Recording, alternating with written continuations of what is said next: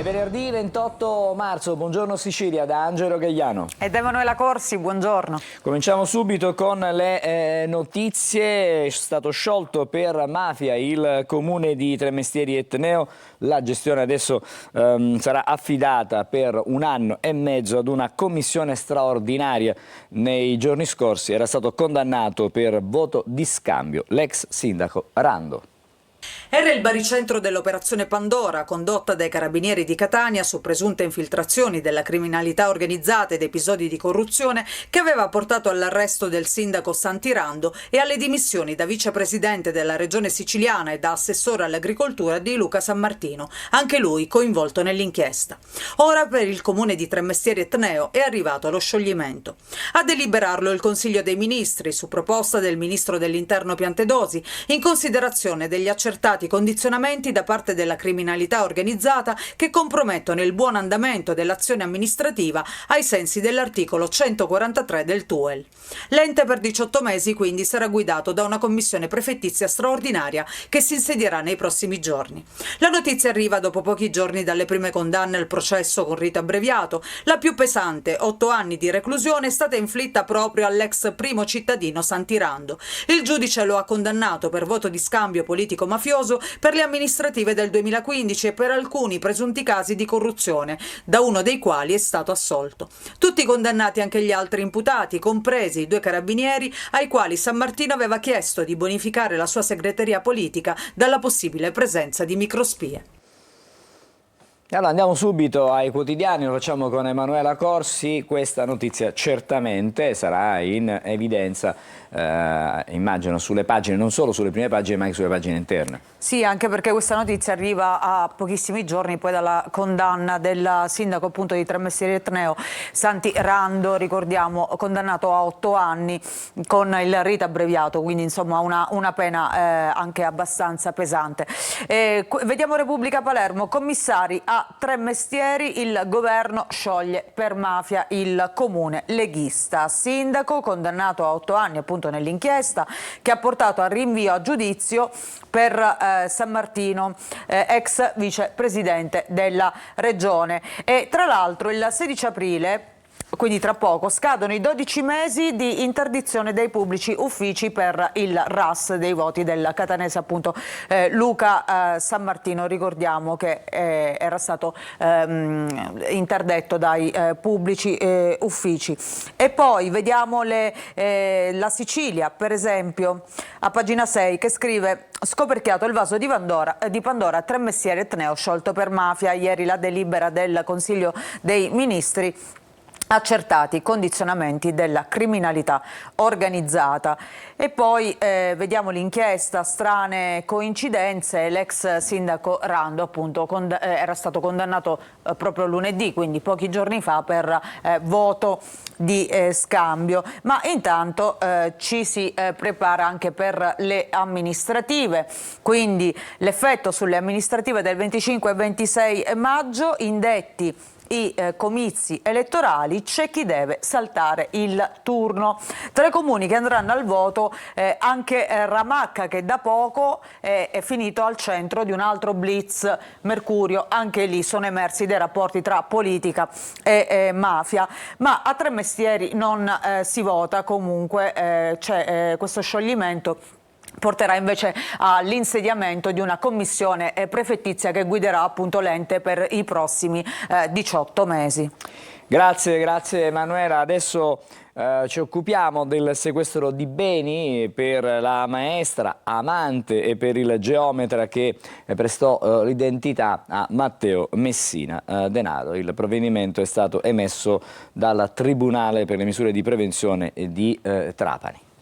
Dopo la condanna per i cugini Laura e Andrea Bonafede di Campobello di Mazzara arriva il sequestro dei beni, valore complessivo 1.400.000 euro. La prima è la maestra e amante di Matteo Messina Denaro, il secondo invece è il cugino geometra che ha prestato una delle identità usate dal boss per curarsi dal cancro che lo affliggeva. Il duplice provvedimento emesso dal Tribunale delle misure di prevenzione di Trapani, che ha accolto la richiesta della DDA ed eseguito dai finanzieri di Palermo, riguarda un appartamento a pochi pochi passi dalla statua in via Libertà a Palermo, ed ancora immobili, appartamenti e terreni a Campobello di Mazara e Castelvetrano, 13 rapporti bancari e una macchina. I finanzieri del GICO del Nucleo di Polizia Economico-Finanziaria hanno effettuato un accertamento sui beni di pertinenza dei cugini Bonafede, condannati rispettivamente a 11 anni e 4 mesi e 14 anni di carcere, e dei loro nuclei familiari, e ne hanno tracciato i possibili flussi di denaro diretti a finanziare la latitanza del capomafia oggi deceduto. I sequestri seguono quello subito dalla famiglia di Giovanni Luppino, l'autista che accompagnava Messina Denaro il giorno che fu catturato alla clinica La Maddalena, ritenuto uno dei favoreggiatori della latitanza del boss. In quel caso il sequestro ammontava a oltre 3 milioni di euro. Allora, anche su questo tema sentiamo e andiamo ai giornali con Emanuela Corsi.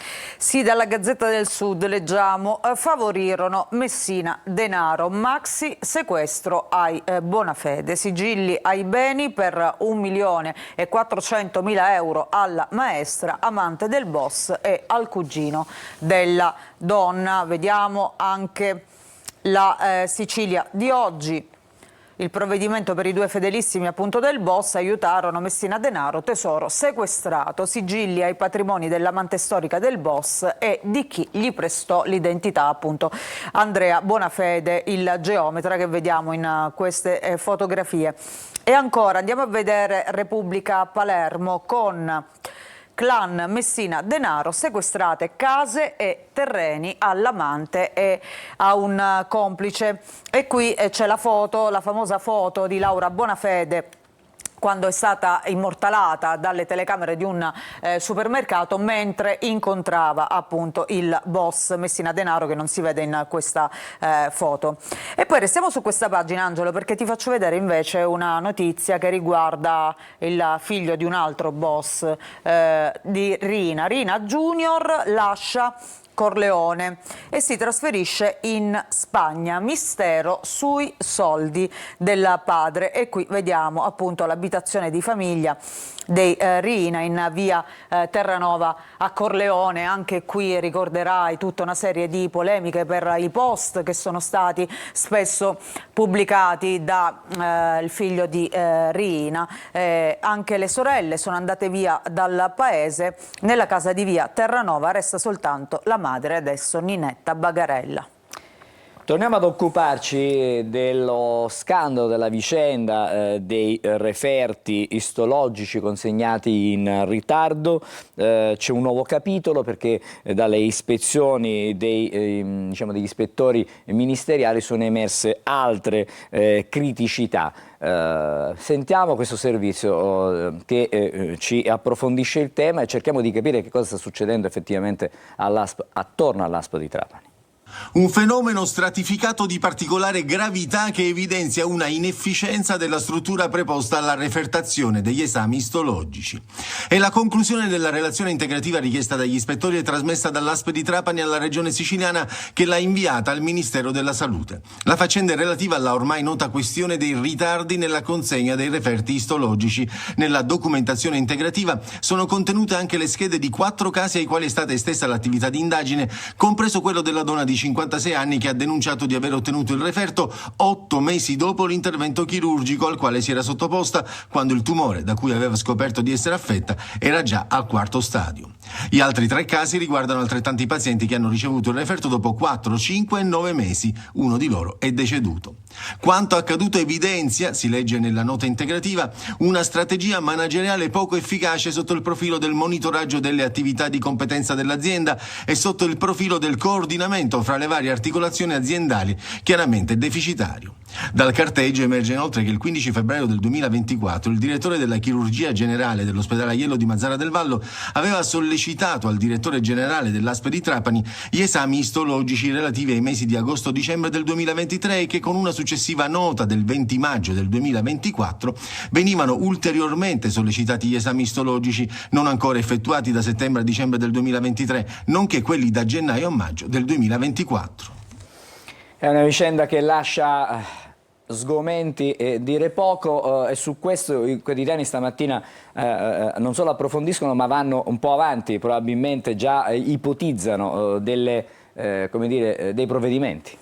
No, più che ipotizzano sembra proprio una certezza, perché oggi Croce verrà sospeso, lo leggiamo per esempio sulla Gazzetta del Sud, dalla relazione accuse molto gravi contro il manager appunto dell'ASP. Scatterà oggi il provvedimento sanzionatorio con una sospensione di 60 giorni, preludio proprio alla sua rimozione. Ieri sono emersi alcuni passi della relazione dove si evince appunto un aggravamento della posizione della manager che dovrebbe portare appunto a questa sospensione. Lo vediamo anche su Repubblica Palermo, lo scandalo dei referti istologici, gli ispettori bocciano l'ASP, la relazione sul caso di Trapani dei tecnici regionali, inefficiente la struttura che fa i test. Queste appunto le parole dei tecnici. Sotto accusa il monitoraggio non efficace dell'azienda, il manager appunto sarà sospeso. E vedremo quali saranno gli sviluppi della giornata di oggi. Adesso a Catania un progetto di riforestazione per il Parco Gemellaro, messe a dimora oltre 1000 piante. La speranza è che resistano alla torrida estate catanese. Intanto Legambiente dice vigileremo, e vediamo e sentiamo questo servizio. L'ingresso non è cambiato, fichidindia sul tetto nell'ottobre del 2024 e fichidindia sul tetto adesso. Le nostre telecamere tornano al Parco Gemellaro, ma questa volta non per documentare scene di degrado, ma per un ambizioso progetto di riforestazione con la messa a dimora di 1000 piante. Pollice verde per l'assessore comunale all'ecologia Pesce, impegnato a piantare uno dei tanti arbusti. Il nostro obiettivo è principalmente salvaguardare gli spazi verdi esistenti, e infatti stiamo facendo tante operazioni di riqualificazione. Una di queste appunto è Parco Gemellaro, stiamo interessando pure Parco Geni, gli altri parchi per regalarle appunto alla città in maniera più vivibile. Assessore, si piantano migliaia di alberi, alberelli, però a Librino, le spine verdi, le piante appena messe a dimora sono completamente ricoperte dalla vegetazione e sono in sofferenza. Sì, infatti a breve interverranno appunto per un decespugliamento importante, proprio per impedire che le piante muoiano. L'importanza di area verde e quindi alberate è fondamentale per le città, come sottolinea Legambiente. La riforestazione urbana è un elemento veramente importante perché riesce a far abbassare la temperatura nelle nostre città. Ed ora sarà necessario prendersene cura, obiettivo miseramente fallito alle spine verdi di Librino. Sul Librino purtroppo è andata male, noi in verità non conoscevamo il fatto che questi alberi erano stati un attimino abbandonati e seguiremo e approfondiremo. Di sicuro con il caldo torrido dell'estate catanese resisteranno i fichi d'India, per le altre piante staremo a vedere. E allora, questa è una bella iniziativa per la città di Catania, speriamo che... Quando si pianta una pianta, scusami, o un albero, è sempre una bellissima iniziativa, Angelo. E allora andiamo a vedere sulla Sicilia, a San Leone, nel Parco Gemellaro, vedono la luce 1000 piantine. L'iniziativa nazionale si chiama Mosaico Verde, appunto una campagna nazionale alla quale partecipa anche Edison a sostegno appunto delle aree degradate. Allora, erano state piantate piccolissime lo scorso novembre, ora sono cresciute e ieri appunto è giunto il tempo, come abbiamo visto anche nel servizio, del loro debutto ufficiale. Si tratta di 100 carrubi, 650 tamerici, 100 piantine di rosmarino, 100 duranta e lissa e 50 teucrium messi a dimora all'interno dei 10.000 metri appunto quadrati del Parco Gemellaro nel quartiere di San Leone. Ma diciamo, da una bella iniziativa restiamo sulla stessa pagina della Sicilia, sempre per quanto riguarda la città di Catania. Passiamo invece al degrado. Piazza Europa, 18 mesi dopo la riconsegna alla città, l'intera area sfregiata da incuria e vandalismo.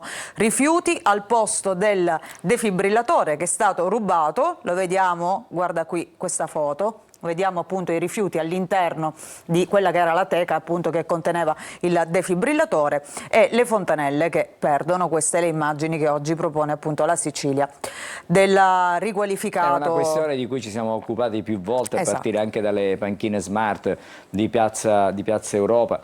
È una questione di civiltà. è una questione di civiltà, forse anche di controlli che purtroppo dovrebbero anche essere un deterrente proprio per per i vandali.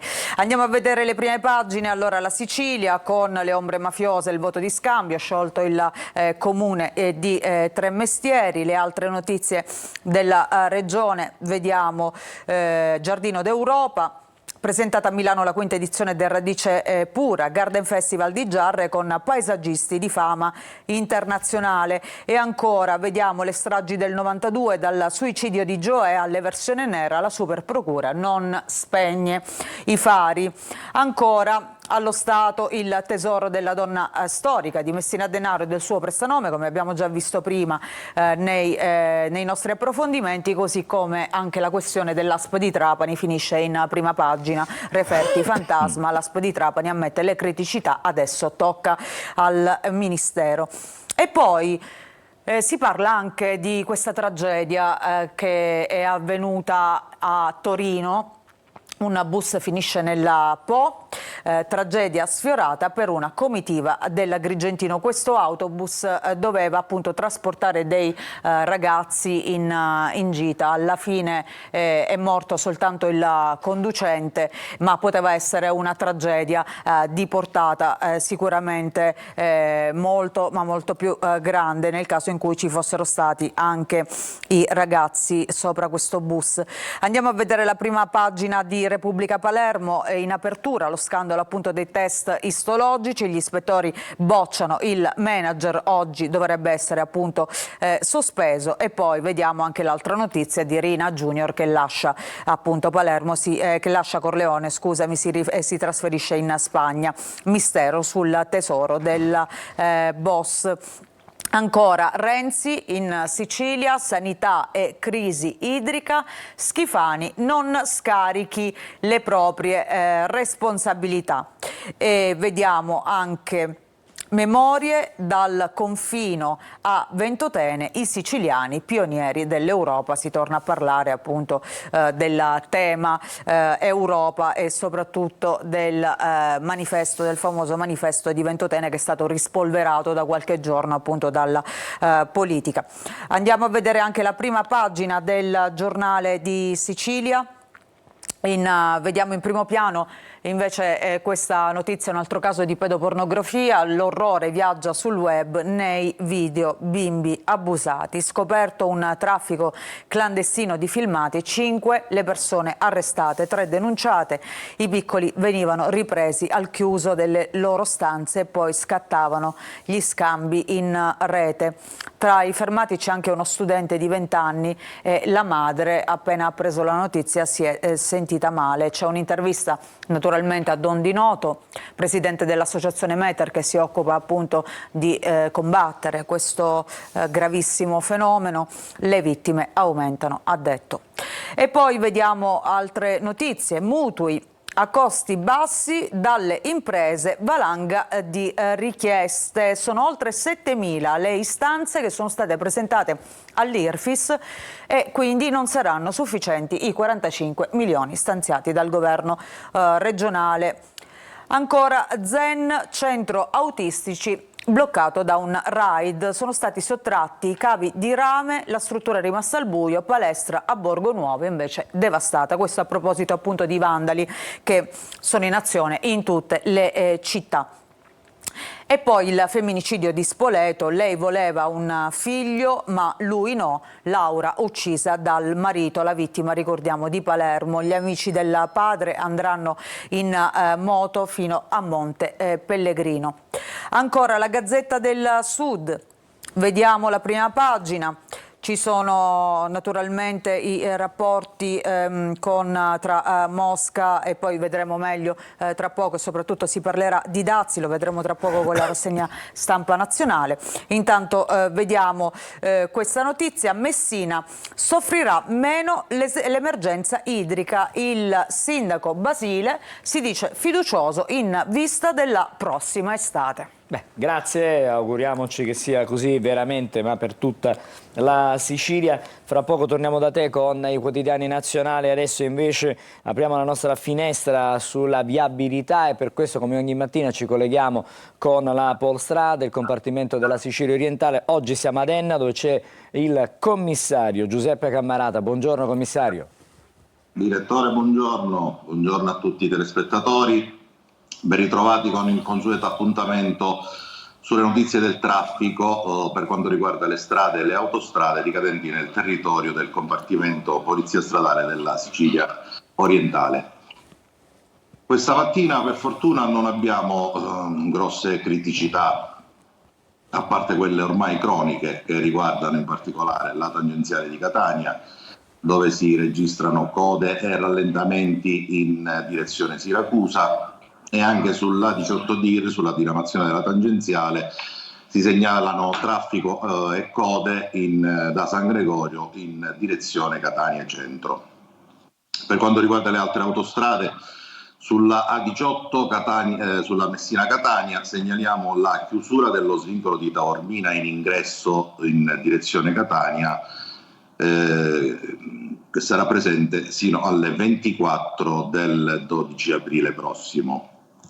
Per quanto riguarda l'autostrada A19, persiste sempre la chiusura dello svincolo di Enna in entrata ed in uscita in direzione Palermo, quindi gli automobilisti che vogliono raggiungere il capoluogo ennese o comunque la provincia di Enna dovranno utilizzare obbligatoriamente lo svincolo di Mulinello. Segnaliamo ancora sempre sulla 19 la chiusura della rampa di immissione dello svincolo di Caltanissetta in direzione Catania. Passiamo alle strade statali. Sulla strada statale 121, la Catania-Paternò, ci sono rallentamenti e code tra Piano Tavola e Mister Bianco in direzione Catania, mentre sulla SS 192, la Enna-Catania per intenderci, all'altezza di Catena Nuova, persiste la chiusura del ponte di Taino che sta per essere ricostruito, quindi è impossibile praticare quel tratto di strada in entrambi i sensi di marcia. Non abbiamo altre particolari criticità, vi auguriamo un tranquillo weekend, ricordandovi sempre di utilizzare la massima prudenza e la massima attenzione nella guida. Cinture sempre allacciate, luci accese e buon viaggio dalla Polizia Stradale. Grazie, grazie, una buona fine settimana e buon lavoro a voi chiaramente per questo weekend. Adesso vediamo qual è la situazione traffico a Catania. Siamo su via Vincenzo Giuffrida, come vedete in questo momento la situazione sembra abbastanza tranquilla, auto ferme ai semafori pedonali, traffico comunque in linea con quello che è veramente l'orario quotidiano a quest'ora, orario di punta, c'è sempre grande movimento e grande traffico. Ci fermiamo, fra poco torneremo di nuovo insieme con la rassegna stampa nazionale con i quotidiani letti dalla nostra Emanuela Corsi.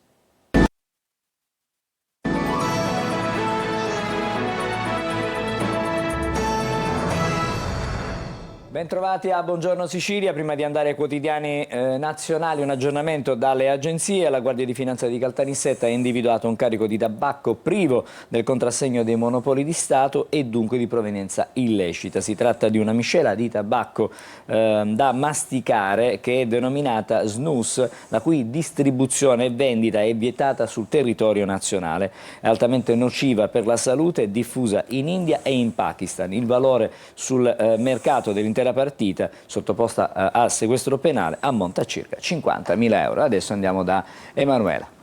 Sì, Angelo, partiamo dal Corriere della Sera e partiamo dal vertice di Parigi, dei paesi volenterosi, quindi si parla ancora della guerra in Ucraina e di questo tentativo di arrivare ad un cessate il fuoco. Macron accuse a Mosca, questo è il titolo di oggi. Il leader francese ai volenterosi, sulla tregua Putin finge. Meloni che insomma dice di non chiudere con gli Stati Uniti, quindi invitare gli Stati Uniti, Mattarella, difesa, l'Unione Europea decida. L'annuncio di una missione intanto franco-inglese a Kiev e poi dazi. I titoli dell'auto crollano in borsa. Il primo effetto appunto dei dazi che partiranno ufficialmente il 2 di aprile hanno avuto questa conseguenza devastante. È un effetto piuttosto dirompente. Sul settore dell'automotive che già sappiamo non godeva di un buon momento.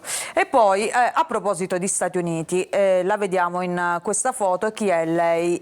Kristi Noem, segretaria americana alla sicurezza, uno dei nomi tra l'altro forse più contestati del governo Trump. Già prima della sua nomina si parlava di alcune prodezze, per modo di dire, appunto di Kristi Noem, tra l'altro anche quella di aver raccontato in un libro di aver sparato al suo cane perché era un po' irrequieto, un cucciolo di cane che lei aveva preso.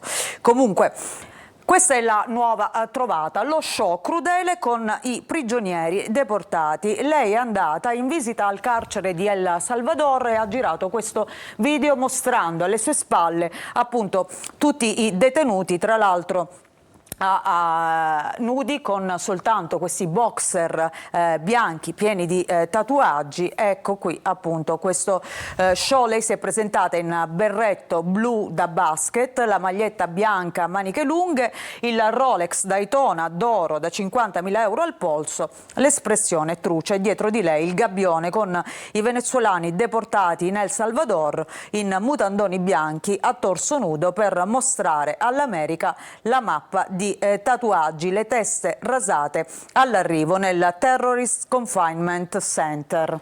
Quindi questa la trovata appunto della segretaria americana alla sicurezza.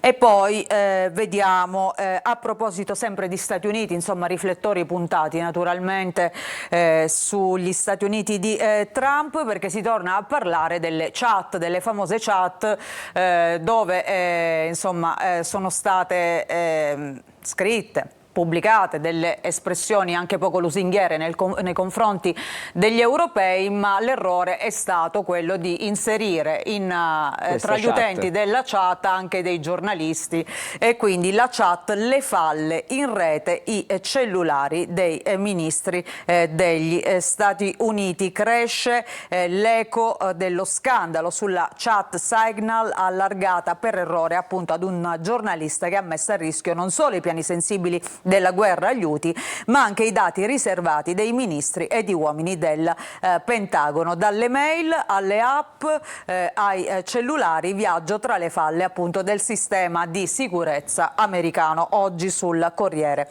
della Sera. Andiamo a vedere le altre notizie. Intanto nel Mar Rosso affonda un sottomarino, ci sono 6 turisti morti in Egitto, a bordo un gruppo di oltre 40 russi. E ancora un'altra notizia, però siamo in Italia, da Assisi fino a Cuba esplode il culto di Carlo Acutis. Chi è? È un quindicenne che è morto nel 2006 di leucemia fulminante, che tra un mese diventerà santo. Quindi esplode il culto di Acutis, un caso, le reliquie che finiscono addirittura all'asta. Il beato ragazzino sarà santo appunto tra poco.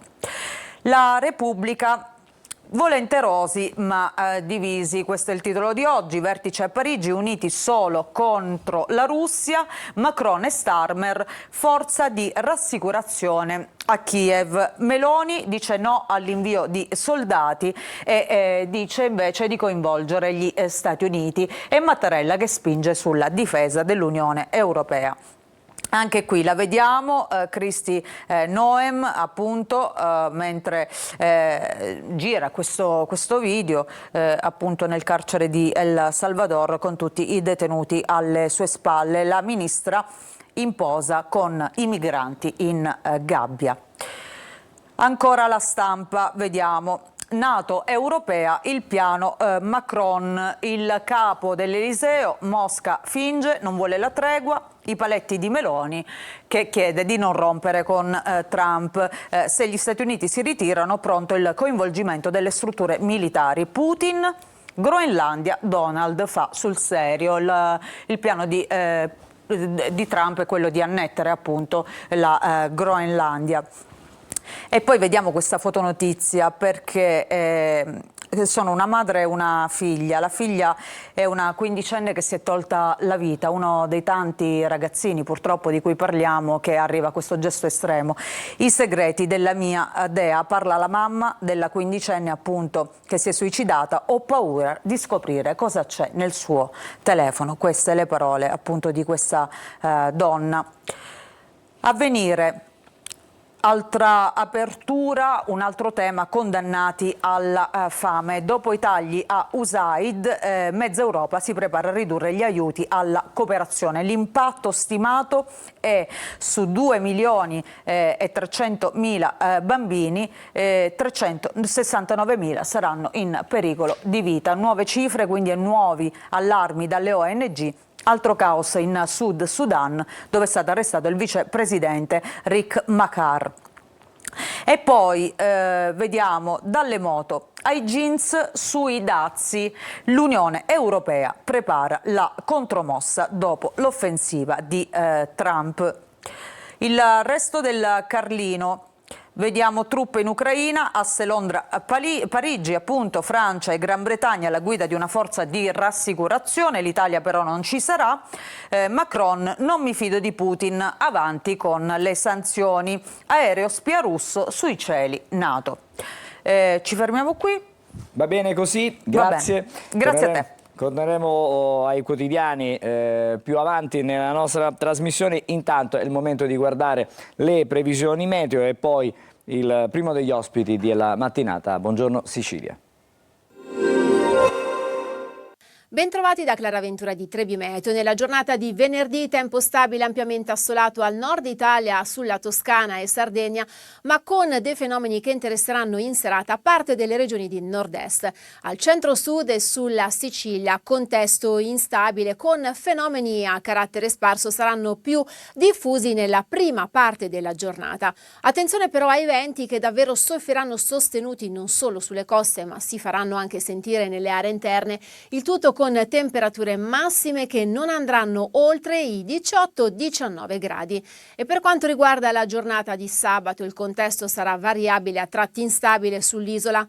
Avremo infatti dei fenomeni a macchia di leopardo, ma non mancheranno pause asciutte ed assolate. Attenzione ancora una volta ai venti che soffieranno sostenuti con mari mossi o localmente anche molto mossi e temperature massime senza particolari variazioni. Tutti i dettagli in merito sull'app di Trebi Meteo. Desiree, ma quando cucini tu con me, Desiree? L'assaggio è l'immenso per me.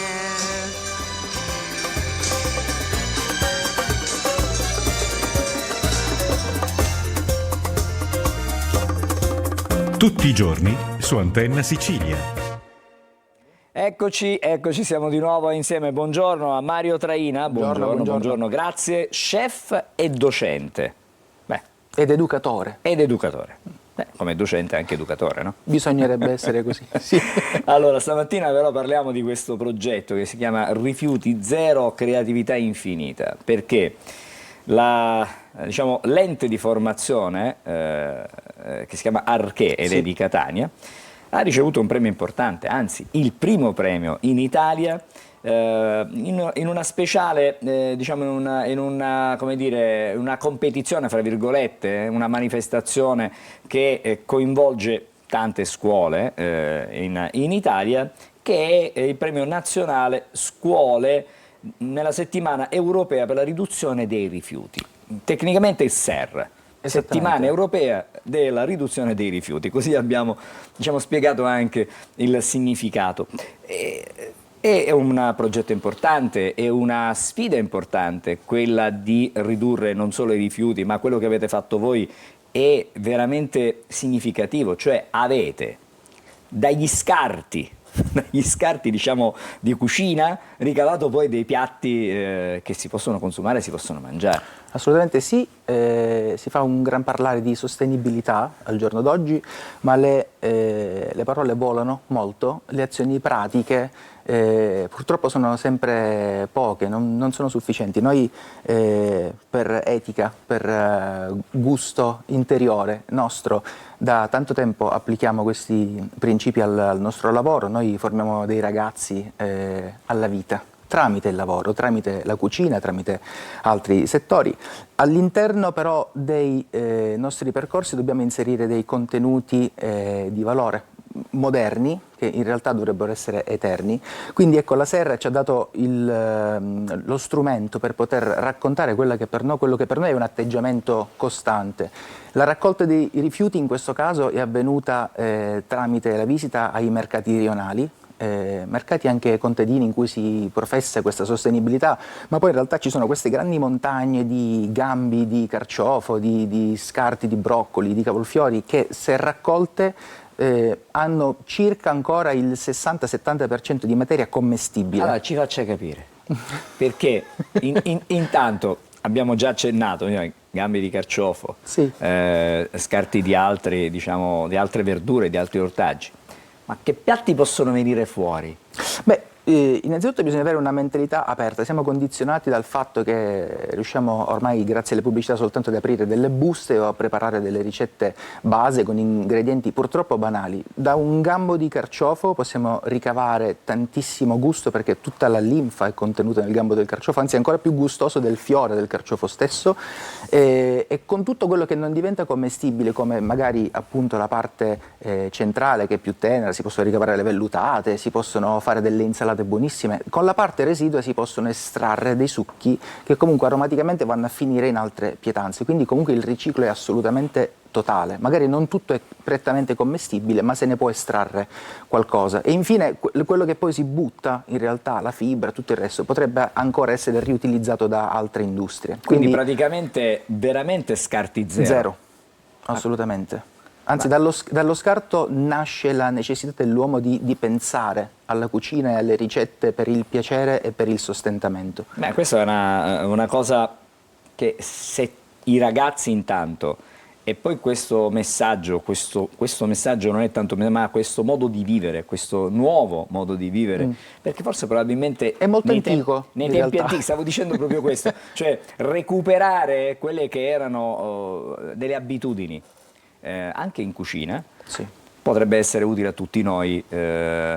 Quando andiamo a fare la spesa, magari programmiamo e sappiamo che con quella cosa non possiamo fare soltanto, che ne so, i carciofi, ma dai carciofi possiamo fare anche altro con quello che resta dei carciofi. Assolutamente. Questo meccanismo virtuoso si innesca anche con le famiglie dei ragazzi, per cui tramite questi giovanissimi, parliamo di ragazzi intorno ai 14-15 anni, si può ricostruire un sistema alimentare che poi viene ridistribuito ai grandi, alle famiglie, ai genitori che lo hanno perso perché hanno attraversato una generazione impoverita culturalmente di questi contenuti. Quindi, antichissimi. Diciamo che anche piccoli passi, anche piccole cose, sì, ci possono aiutare a migliorare non solo nella raccolta, ma anche nella nostra alimentazione quotidiana. Assolutamente, per la salute, per il gusto, perché dagli scarti io affermo che si possono ricavare ricette più interessanti che dal cibo che solitamente utilizziamo, e poi c'è, ecco, questo valore etico che ci deve accompagnare, perché viviamo in tempi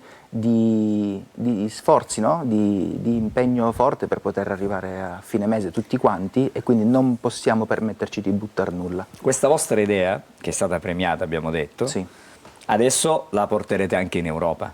Questo vostro progetto, diciamo così, arriva in Europa il prossimo 12 giugno. Sì. Siamo nei Paesi Bassi. E lì che cosa, cioè andrete lì a proporre qualcosa di innovativo rispetto a quello che avete già fatto? State preparando qualche nuova, non dico ricetta, però qualche altra, un'intuizione?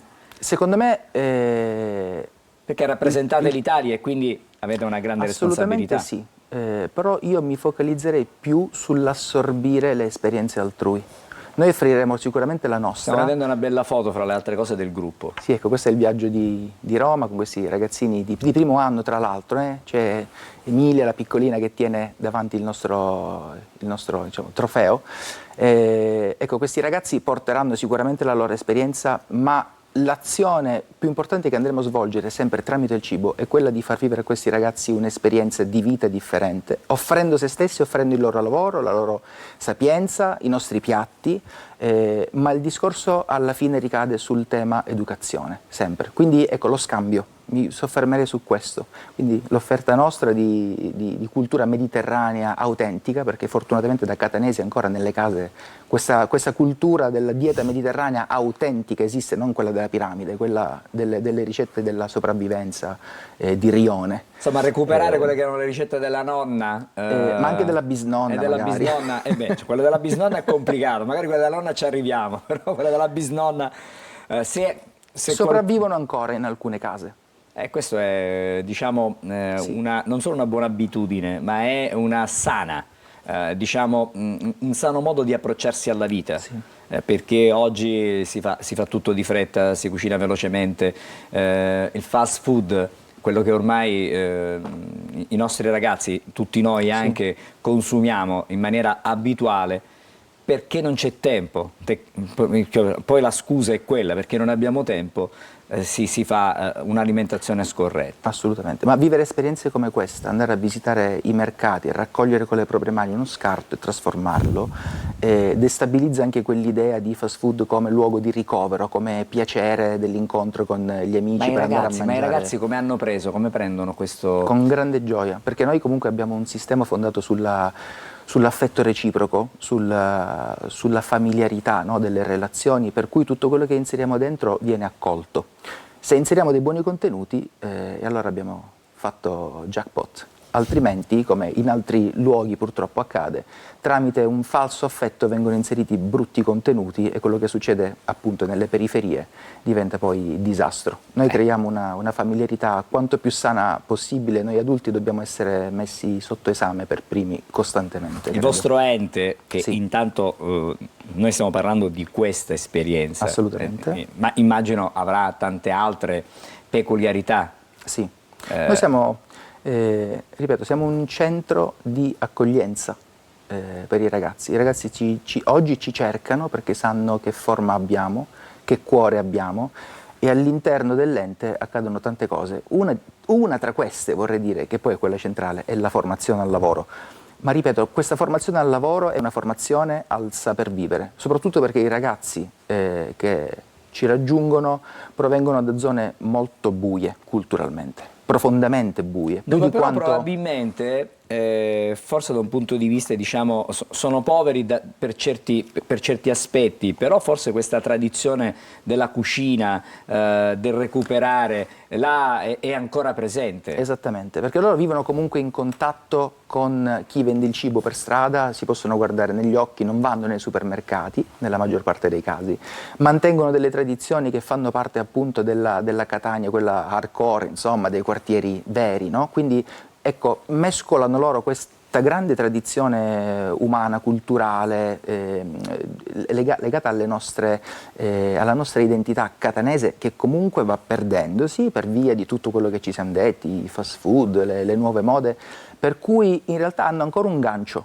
e noi quello lo dobbiamo preservare, lo valorizziamo. E ripeto, loro stessi poi diventano divulgatori di buoni costumi per chi magari appartiene ad altre classi sociali e magari fa parte di altre associazioni e non ha idea di cosa stiamo parlando, e sono dei ragazzini che riescono a illuminare, perché noi organizziamo tanti altri eventi poi collateralmente a quella che è l'attività prettamente scolastica. Allora, intanto in bocca al lupo per questa nuova esperienza che andrete a fare lupo. Nei Paesi Bassi, per quello che è uno degli eventi più importanti a livello mondiale dedicati all'economia circolare e anche all'alimentazione sana, mi viene da dire. Buon lavoro per quello che fate con la formazione ad Arché qui a Catania, magari ci ritroviamo a parlare di altri progetti. A tavola.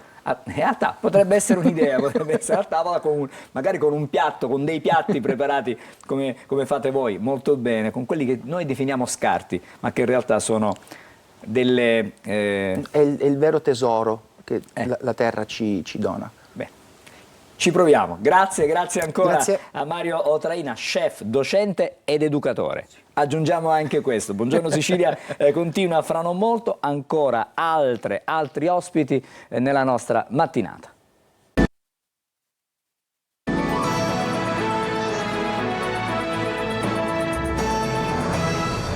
Eccoci, in studio c'è con me Luca Madonia, buongiorno. Buongiorno. È un piacere ritrovarti. Piacere mio. È un piacere perché adesso parliamo di questo concerto, parleremo di questo concerto e non solo, che è in programma venerdì 11 aprile a Modica. Siamo in provincia di Ragusa al Teatro Garibaldi. È un concerto pensato da te, immagino, non solo per ripercorrere quella che è stata la tua attività, 40 anni, attenzione, sono passati 40 anche anni. più di 40 anni. Anche più di, io facevo, guarda, stamattina facevo i conti. E sono arrivato sino all'89, un po' prima dell'89. Mi sono ricordato del pezzo, cioè dell'album Venuti dalle Madonie a cercare carbone, e cercavo di capire dove collocarti un po' prima per capire. Cioè, però un po' di tempo è passato. Sì, ridendo, scherzando e cantando dico io, sono passati tanti anni, ma poi di nuovo sono stati 8 anni contro 32, 3 da solista. Però per cui... quella fase che rappresentava anche per la musica italiana una fase di, non dico di transizione, ma di rivoluzione. Assolutamente. Perché lì è cambiata la musica. C'è stato proprio il ricambio generazionale, la New Wave italiana, noi, Litfib, Avion Travel, tutto quel movimento è servito, mi auguro, a dare una scossa e a noi farci capire che avremmo fatto questo mestiere. Allora, racconteremo, e racconterai soprattutto tu, gli anni 80, gli anni 90 e anche i nostri giorni, quindi è una sorta di collegamento ideale tra quello che c'è stato, quello che c'è adesso, cioè c'è un filo conduttore. Io parlerò in musica, sì, di questi anni bellissimi, di aver attraversato tanti periodi storici, appunto, come hai detto, da quei movimenti, la New Wave italiana, fino alla carriera solista, l'incontro con personaggi speciali, uno fra tutti Franco Battiato. E qui volevo arrivare, no? Perché vedi? immagino che Franco Battiato, per tutti gli artisti di quel periodo, per voi che siete stati vicino a quello che è certamente un grande maestro, è stato un grande maestro e lo è ancora oggi un grande maestro. Lui tornava a vivere a Catania dopo gli anni milanesi, dopo il mega successo della Voce del Padrone, e noi volevamo ripartire in un certo senso dalle origini come suono, volevamo cambiare produzione, registrare a Catania, la nostra terra, per cui ci è venuta l'idea, complice un amico discografico comune,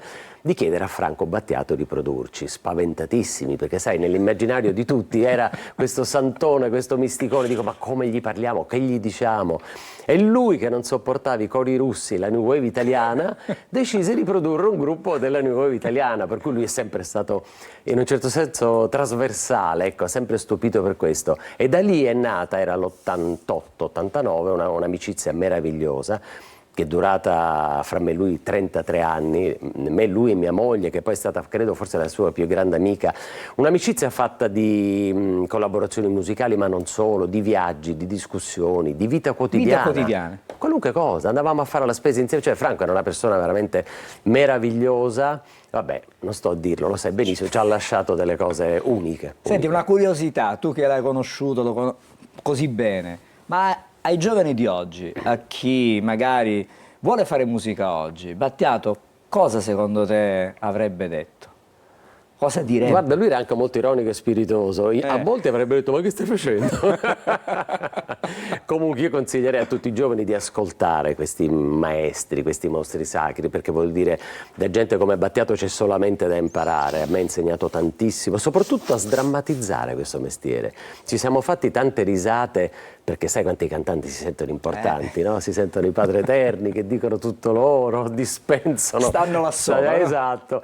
In realtà noi abbiamo seguito il cuore, questo mestiere va fatto con onestà intellettuale, mantenendo uno stile. Lui, nell'esempio, lui era unico nel suo stile, poteva piacere o non piacere, ma che gli vuoi dire? Di Battiato solo uno. Basta. Stop. Senti, esatto. Con te comunque sul palco ci saranno Denis Marino, che è anche il mio produttore, nonché CEO di Musica Lavica Records, e Ambra Scamarda al basso, e ripercorreremo questi anni bellissimi. Ho avuto questa fortuna io di inseguire il cuore, devo dire mi sono divertite in musica, è diventato il mio mestiere da tantissimo tempo. Ma ci sarà una rivisitazione, cioè voglio dire, i pezzi saranno... Io salto da pezzi degli ultimi brani, torno indietro de nuovo, racconto aneddoti, ricorderò Franco con dei brani suoi, ovviamente passeremo attraverso l'alieno che Franco mi ha fatto questo mega regalo di accompagnarmi a Sanremo nel 2011. E per cui tutta la mia storia in forma acustica, dove c'è comunque la grinta e tutto, però è un modo di dare spazio al canto, alla voce. E poi devo dire, in vecchiaia sono diventato logorroico, per cui racconto aneddoti e cose, vedo che la gente si diverte veramente tanto. Ma sai, probabilmente chi sta dall'altra parte, cioè il pubblico, ha voglia di conoscere, di sapere e di magari cogliere qualcosa che magari con una semplice canzone che si sente, adesso basta cliccare per sentire una canzone, una volta si andava a comprare. Ma adesso è inquietante, ho letto che la media d'ascolto di un ragazzino sono 15-18 secondi di un brano. Noi che ci spolpavamo, come si diceva, i vinili quando uscivano. Cioè, una vita, un altro mondo. Senti, però mi piace sottolineare questa iniziativa che c'è, legata ai ragazzi, ai giovani, perché ci sarà la possibilità di vedere di sentire anche dei nuovi talenti in qualche modo all'interno del concerto.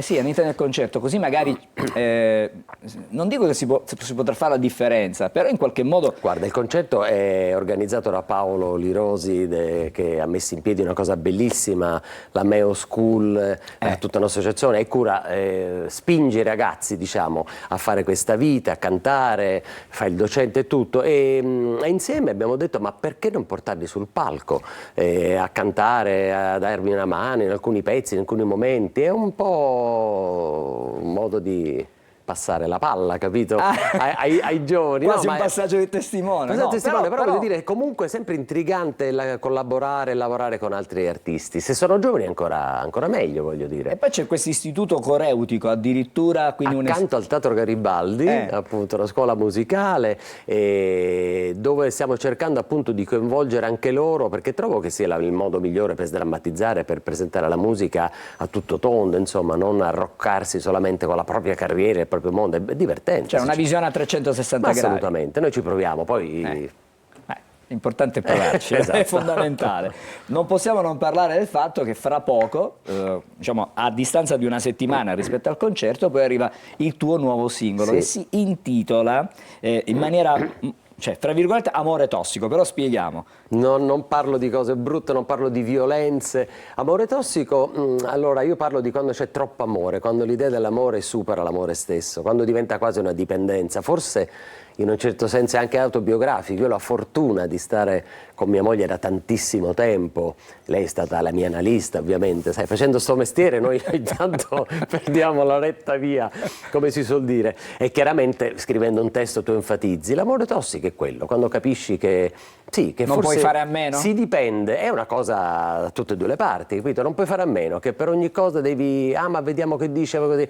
È chiaramente esasperante il disco, poi è una canzone più ritmata, un po' un funky blues, mi sono divertito a scrivere sto brano e uscirà il 18 aprile, io sarò in concerto a un bel festival in Calabria, Crotone, per cui coinciderà l'uscita e il concerto e che dire, speriamo che anche questo piaccia, funziona. Sono tornato un po' al ritmo, devo dire, lì, perché l'anima rock è sempre dentro. Ogni tanto... ma quella non si può... No, ogni tanto viene fuori. Non si può assolutamente sopprimere. Assolutamente mai. No. L'appuntamento lo ricordiamo perché è venerdì 11 aprile, Modica, Teatro Garibaldi. Teatro Garibaldi, per questo concerto che ripercorre i 40 anni e forse più di carriera di Luca Madonia, ma attenzione, abbiamo già detto che ci saranno delle chicche con delle novità, ci sarà la presentazione del singolo, tanta roba, ci sarà tanta roba, tutto questo il prossimo 11 aprile a Modica. Vi aspetto tutti, venite, abbiamo fatto una bella promozione.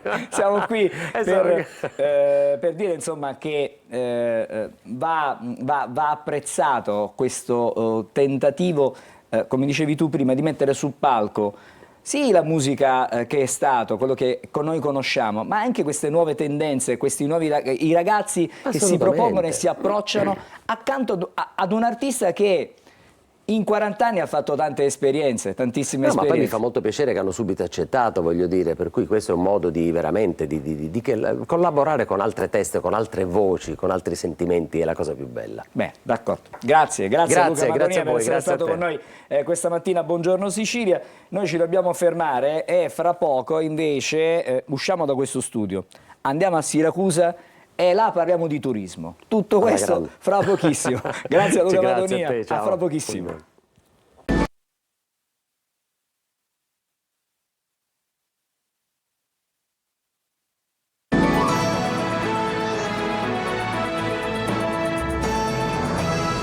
Allora, torniamo in studio, fra poco andremo a Siracusa, intanto vediamo quali sono gli appuntamenti più importanti del In quest'ultimo weekend di marzo, il sabato alle 16 e la domenica alle 11, è possibile scoprire il Museo Verde con Orto in Fiore, nuovo percorso gratuito all'Orto Botanico di Catania. E anche per questo fine settimana è tutto, vi auguriamo un buon weekend. E adesso andiamo a Siracusa, come annunciato c'è per noi Francesco Aloi, insieme a lui c'è Carlo Castello che è il vicepresidente dell'Associazione delle Guide Turistiche. Parliamo di turismo, soprattutto con la primavera ci sono i primi ponti e vediamo di capire che tipo di turismo sarà. Buongiorno. Sì, ciao Angelo, buongiorno Sicilia. Io sono col cappellino di lana in testa, non perché sono sull'Etna, siamo a Ortigia al Tempio di Apollo. Dopo la sabbia del Sahara il sole è tornato, però ancora la mattina e alla sera l'aria è un po' frizzantina, diciamo così, c'è anche un po' di venticello. I turisti sono arrivati, li abbiamo visti parecchi, mentre noi arrivavamo qui a Ortigia e questo ce lo può confermare anche il nostro ospite Carlo Castello, vicepresidente dell'Associazione Guide Turistiche di Siracusa. Buongiorno e benvenuto. Buongiorno a tutti. Sì, è iniziata la stagione come di prassi, la stagione comincia sempre nella prima decade di marzo, soprattutto con le scuole. Abbiamo tantissime scuole, ma adesso ci sono anche i turisti americani e tedeschi, poi cominceranno i francesi, gli spagnoli e diciamo che abbiamo iniziato alla grande.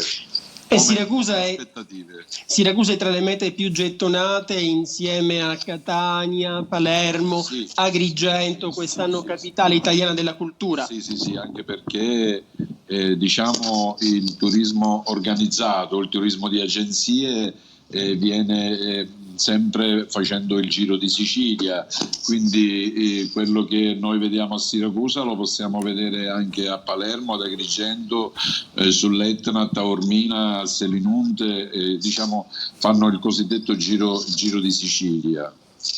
In questo momento c'è pure una grandissima nave a Siracusa che ospita, pensate, 2000 turisti e 900 persone di equipaggio e che scenderanno a Siracusa, e se si calcola che ogni persona spenderà tra gli 80 e i 100 euro, fatevi il conto, 100 euro moltiplicato 2000 sono 200.000 euro che lasciano sul territorio.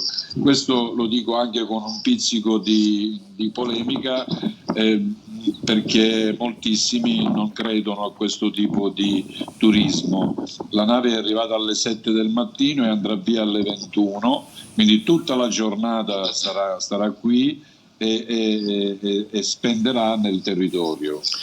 Però molti vengono qui, fanno le foto, dicono beh, la Sicilia è bellissima, però poi quando vanno a Ortigia o vanno dietro a Vietnè, a Corso Sicilia, o vanno magari nella zona anche di Palermo in centro, dicono beh, tutto bello sì, però la cura, c'è sporcizia, ci sono i rifiuti, allora, perché tutto questo? Ecco, lei da guida turistica cosa risponde a queste critiche? I problemi ci sono, però devo dire anche che Siracusa, ecco, non è per vantare la mia città, ma rispetto alle città che tu hai citato il problema c'è, ma non è così vasto come città importanti appunto della Sicilia come Catania e Palermo. Si sta ovviando a questo problema con la speranza che quest'anno le cose possano andare meglio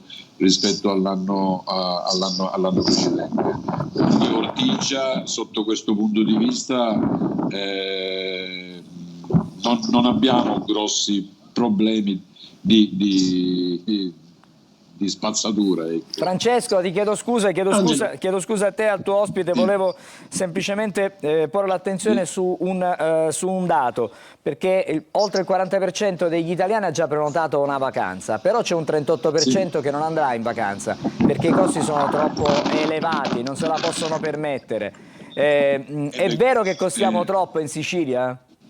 Soprattutto gli aerei, queste sono le compagnie aeree che purtroppo la Sicilia viene penalizzata sotto questo punto di vista, quindi deve essere a livello politico che si deve risolvere questo problema, politica regionale, in modo da far abbassare i prezzi dalle compagnie aeree che sono altissime. E poi Angelo, è di qualche giorno fa un dato: circa 30.000 persone in Italia, più di 2.000 in Sicilia, hanno richiesto di partecipare all'esame per diventare guida turistica, perché noi siamo con il vicepresidente delle guide di Siracusa. I turisti che visitano le nostre città, se vogliono conoscerle a modo e bene, devono pure essere accompagnati da una guida vera. Ecco. Certo, perché l'abusivismo anche nel nostro settore impera e di ciarlatani ce ne sono moltissimi, e dopo tantissimi anni finalmente abbiamo una legge che è stata approvata il 13 dicembre del 23, però non siamo molto contenti.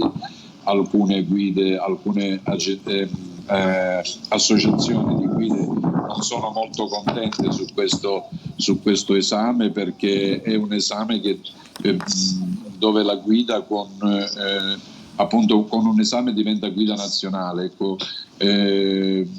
da un lato si è risolto perché finalmente si farà un esame dopo tantissimi anni, dall'altro l'esame non ci soddisfa, appunto perché non garantisce la qualità della guida, anche perché è stato abbassato l'asticella della qualità, non c'è più la seconda lingua e pensate non c'è più la laurea, quindi hanno tolto la laurea e hanno tolto la seconda lingua. Questo significa che hanno quasi liberalizzato la professione. Questo sempre sotto la famosa frase lo vuole l'Europa. Castello, tornando ai numeri, abbiamo davvero un minuto ancora, e quindi due fattori. Cosa vi aspettate? Diciamo soprattutto prima lei faceva riferimento ai ragazzi, agli studenti, ma dai giovanissimi che cosa vi aspettate in questo periodo, di primavera? Sono loro che cercano delle vacanze alternative? Stiamo parlando di scuole. La scuola rappresenta una bella fetta del turismo siciliano. Poi Siracusa è privilegiata perché a maggio ci sono le rappresentazioni classiche, quindi moltissimi licei classici, non solo italiani ma anche europei, vengono a Siracusa a vedere le rappresentazioni classiche, ma a vedere la città, quindi è anche lavoro per noi guide.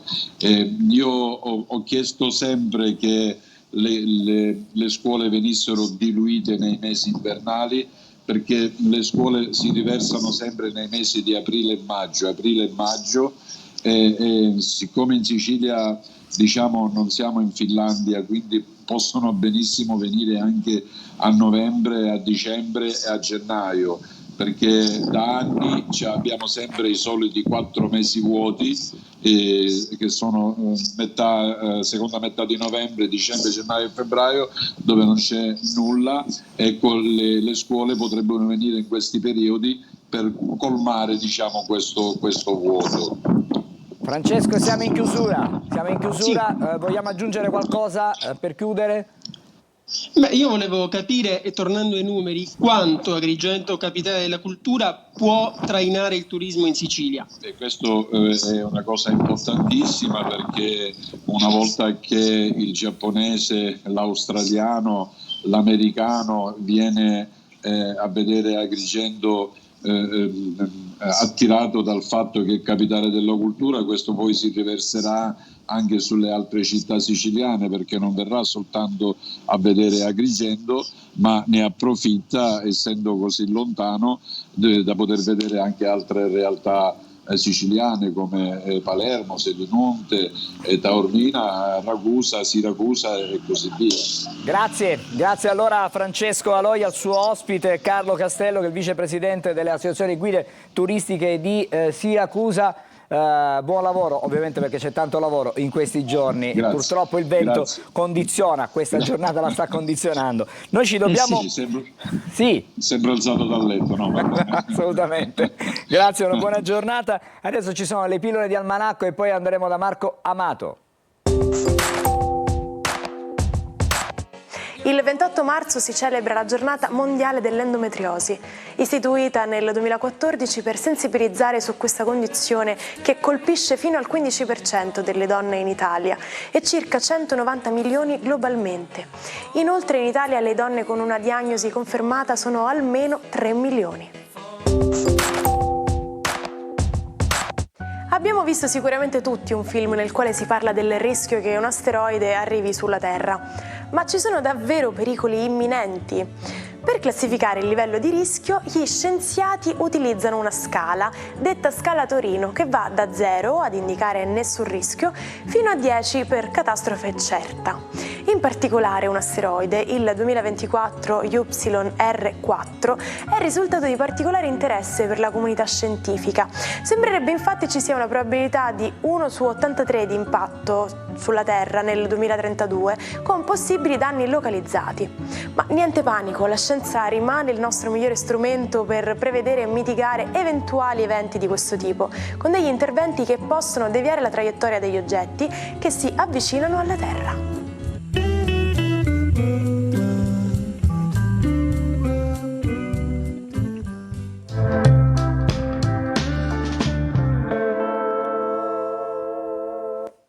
Siamo a venerdì, è il momento di farci raccontare che cosa prevedono le stelle per tutti noi in questo fine settimana. Buongiorno Marco, buongiorno Marco Amato. Buongiorno Angelo, buongiorno Sicilia. Buon caffè, piattino quadrato, che è rettangolare?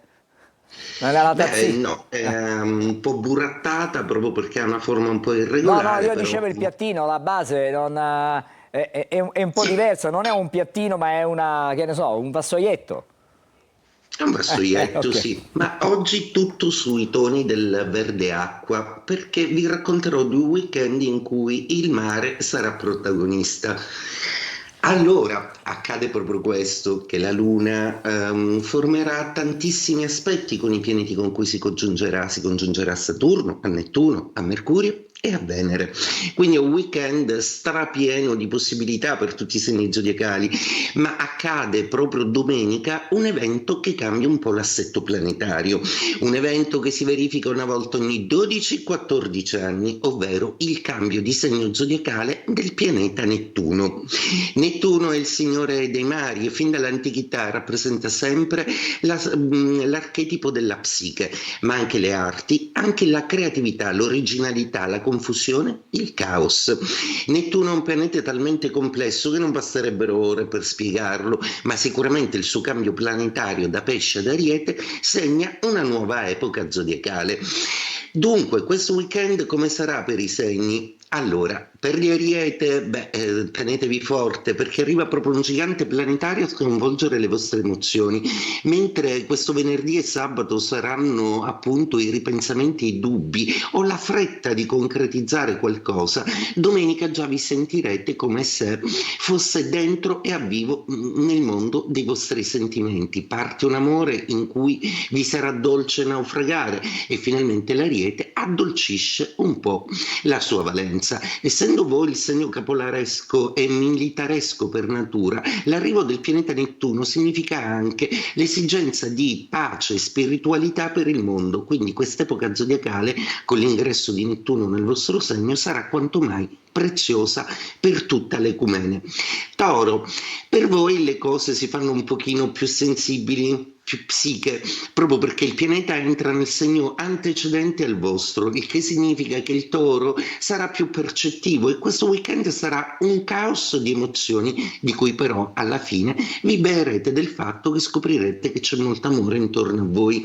Gemelli, finalmente Nettuno esce dalla quadratura dei pesci, quindi un Gemelli meno confuso, un Gemelli di nuovo più acuto e un weekend che sicuramente vi porta a fare cose strane e originali di cui sentite fortemente l'esigenza e anche di ricongiungere o mettere insieme due universi completamente diversi come quelli del vostro segno zodiacale.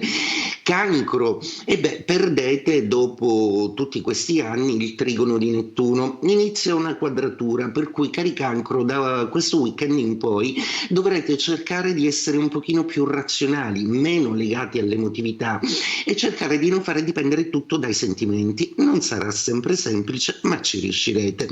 Leone, una stupenda notizia per voi, perché questo weekend sia la Luna che il grande evento di Nettuno sono per voi di trigono. Un trigono che significherà tantissimo, proprio perché vi porterà di nuovo amore, affetto, creatività e tante nuove iniziative per i vostri obiettivi, per brillare come piace a voi. Vergine, ottima notizia per voi, proprio perché dopo tutti questi anni Nettuno termina la sua opposizione e finalmente tutti quei caos che vi impedivano di partire per i vostri progetti o di avere le cose chiare, ordinate come servivano a voi per carattere e per natura, finalmente non troveranno tutti questi ostacoli. A seguire tra qualche mese c'è anche il cambio di Saturno, quindi anche il lavoro migliorerà, quindi forza Vergine, l'inizio di un buon periodo. Bilancia, inizia invece per voi l'opposizione di Nettuno e questo weekend anche la Luna fa di tutto per confondervi, per farvi sentire un po' di nostalgia. Non confondetevi e cercate di celebrare o organizzare un qualcosa di fortemente legato al vostro percorso annoso rispetto a un successo familiare o lavorativo a cui tenete tanto. Scorpione, finisce pure per voi il trigono di acqua di Nettuno, vi fa sentire un po' abbandonati sicuramente, ma ci guadagnate molto il raziocinio, proprio perché vi rimarrà quel solido Saturno per qualche mese ancora a consolidare tutte le vostre posizioni. Sagittario, ottima notizia per voi, perché passando in Ariete Nettuno inaugura un weekend assolutamente meraviglioso, pieno di emozioni e di sensazioni, e per voi Sagittario inizia una fase in cui l'amore sarà sovrano e quindi vi vivrete quella storia serena che vi volete vivere da tempo. Capricorno, per voi inizia un periodo di quadratura. Questo weekend segnerà fortemente l'esigenza di guardare dentro di voi e dei vostri sentimenti.